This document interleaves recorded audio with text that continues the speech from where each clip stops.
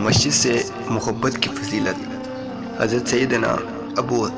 سعید رضی اللہ تعالیٰ عنہ روایت کرتے ہیں کہ نبی کریم صلی اللہ علیہ وسلم کا فرمان الفت نشان ہے، جو مسجد سے الفت یعنی محبت رکھتا ہے اللہ تعالیٰ اس سے محبت رکھتا ہے۔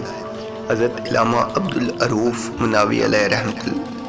اس کی شرح میں لکھتے ہیں کہ مسجد سے الفت اس طرح ہے کہ رضائے الہی کے لیے اس میں اعتکاف، نماز، ذکر اللہ اور شرعی مسائل سیکھنے سکھانے کے لیے بیٹھے رہنے کی عادت بنانا ہے، اور اللہ تعالیٰ کا اس بندے سے محبت کرنا اس طرح ہے کہ اللہ تعالیٰ اس کو اپنے سایہ رحمت میں جگہ عطا فرماتا اور اس کو اپنی حفاظت میں داخل فرماتا ہے۔ تو خود بھی جو ہے وہ